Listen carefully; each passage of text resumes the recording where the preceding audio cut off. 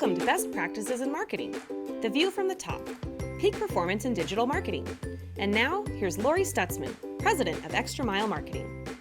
Today we're going to talk about digital marketing. We're going to talk about what it is, what it's best for, how to use it, and what your next steps are. So let's get started. So first, we get asked all the time, what is digital marketing? And digital marketing encompasses a whole lot of marketing facets. So let's talk real quickly about that. First, it encompasses search. So search can be organic, which means non-paid, or paid, which is search marketing. It also encompasses your website and your landing pages, and obviously they need to be optimized for search. It also encompasses your email, and most of you guys are doing email marketing already, so you're somewhat familiar with it, but the really great keys to good email marketing is proper targeting, getting a good list, focusing your content, and then thinking about promotional offers and calls to action.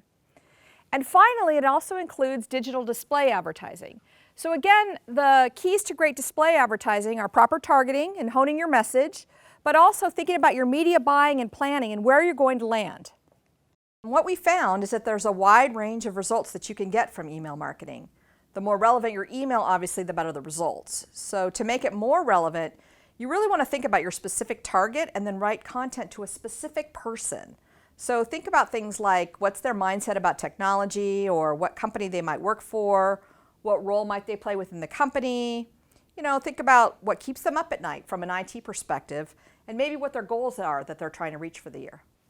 So we work with about 7,000 partners all over the world, and we get some best practices from them. And this is some of the ways that we see that partners are really using digital marketing well. So first, they use it to attract customers to their website with promotional offers. But they also use it to invite prospects to maybe events, different events that they're doing, or to highlight a new product or service. Last year, Microsoft had a huge launch year, and a lot of you are using digital marketing to highlight some of those new products and services that you carry. Or they use it maybe to offer bundled services, or maybe special promotions like a free assessment or a free trial offer. But it's also great for allowing prospects to get more information from you about the products or services that they maybe have an interest in. So that's where you want to think about white papers or booklets, or maybe even offering a webinar. So you might say, well, how do I start? Because that's a lot of stuff I just talked about. And you really want to start just like any other marketing concept. It's set your goals. Then after you know what you want to accomplish, pick your targets. So who's the best person to hear what it is that you want to sell to? And then create and maintain a good list. And this is a tough one. So if you're using email marketing, we get asked all the time, what is the one list I can buy that will be my go-to list for my email marketing? And unfortunately, there is no silver bullet. Unfortunately, the answer is the best list that you can have is the one that you work and maintain over time. So you keep your leads in the list, and you keep cleaning up that list, and you keep evolving it to being a great digital marketing target list. And then you, of course, want to make sure that you communicate your core value. And if you aren't really sure how to communicate your core value, I'd recommend that you watch the marketing planning video that's part of this series, and that'll help with that.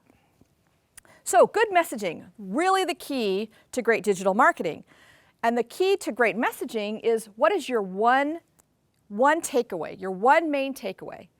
So if they can only remember one thing about your company, or one benefit that you have to offer, or one promotion, what is that? Because if you haven't identified that, you probably won't have great digital marketing. And then you want to try and do your best to appeal to a specific audience. So think about, can you target to a particular industry, or can you target to a role within a company? Who do you really want to speak to?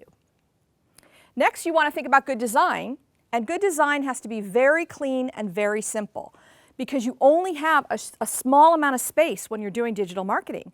So think billboard, not white paper, right? Think about what can you say in 4 words or less, for example, that will really hone your message. And then think about attracting attention. So normally when you have a digital display ad, for example, you're on a website where there's a lot of detail over on one side, and you need to pull that person's attention to your ad. So use things like vibrant colors, and think about photos or graphics, things that you could add in to draw that attention to your message. And then if you have a more complicated message, which sometimes happens, consider doing what we call a build, which is where you might show 3 different pieces of creative that build on each other.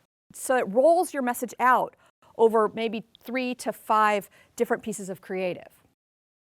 And then always, always, always, like in any marketing, have a good call to action. So one of the things that you really want to think about, landing pages are key to success, to great marketing of any type. And lots of studies will show you that landing pages actually drive far more revenue than taking somebody to your homepage of your website. But really think about what you're doing with those landing pages. So when they come to your landing page, you don't know what stage they are in the buying cycle. They could be at the early stage where they just want to learn more about the product or service. They want more information. Or maybe they're in the middle stage where now they're decision making, so they want to know about you. They want to know, why should I buy that product from you in particular? Or maybe they're actually in the buying stage, in which case you want to offer a special promotion to help close that sale. So here's an example of a clean ad that we thought goes to a clean landing page. And a very simple ad, you can actually just have a totally white ad with a border with your one little message about your company, and then say free trial. And then you can take them right to your landing page that then maybe has a little bit more information about the product or service that you're offering, but you still make that free trial the main thing that they pay attention to. And this can be a very effective way to utilize digital marketing. So email, like I mentioned, most of you guys are already using email, so I don't have to spend a ton of time on it. But we did find some recent research that I think will be interesting for you. What we found is that 44% of people respond on a Tuesday to business emails. So that doesn't mean no other day of the week will work, but you should definitely throw Tuesday into your mix because you have the highest probability of success. And then we found that Friday, this research found that Friday was the worst. Although I will say that we have a client who, when we've done their marketing, we found that Friday was actually their most successful day. So you got to play around with it and see what works for you. The other interesting stat I thought on this was that the mornings work better than the afternoons. So I know that's difficult if you have a very wide geography, but if you do have a regionally or locally focused geography, having your email land from 8 a.m. to noon is going to be the best for you. And then finally, what we found is that content offers make your best calls to action. So that could be things like white papers, it could be things like a case study, you could invite them to a webinar or something like that. So consider those as your calls to action. And then speaking of calls to action, these two I thought were really great ads because they have strong calls to action. They allow you to have an immediate response to what it is that they're offering. And they let you take action directly from the ad itself. So you can see the top one, you can download the report right from the ad, which I thought was really great. And then the other one, the lower one, you can sign up for the webinar. You can register right from the ad, which I thought was great because it kept the reader interested in the advertisement itself, right? Other things that work are things like watch the video or download a case study, things like that can all be effective calls to action. So retargeting is kind of a newer thing in digital advertising. A lot of you guys have seen it, you've experienced it, but you maybe haven't used it yet in your advertising. What it is when somebody comes to your site and shows that they've got an interest in your content, then it puts a little cookie on their machine. And then there's this loose affiliation of websites out there that allow you to buy your ad in that affiliation, and then it targets only those people that have come to your site. So basically your ad sort of follows that prospect around the web wherever they might go. You can also change your content up depending on what page of your site they came to, so you really can target your message very well with retargeting. And I will say that you generally need a tool to help you with this, but there are lots of tools available. And if you download the Getting Started guide in digital marketing that comes along with this video, we've put a couple of those tools available for you. So digital marketing, one of the ways that it works best is it allows you to change things up.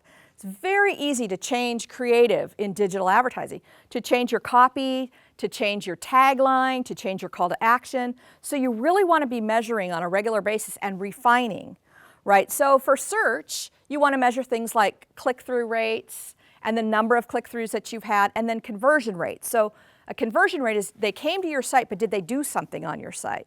Right? And then websites and landing pages, you really want to look at the time spent on your site, or maybe the number of pages that they looked at once they got to your site. For email, we always like to split the list in half and then do A/B creative, right? So that you have a particular target and you do a content for that target, and then you have a different target and you do content for that target, and see which one works best, and then play around with it and try and mix it up.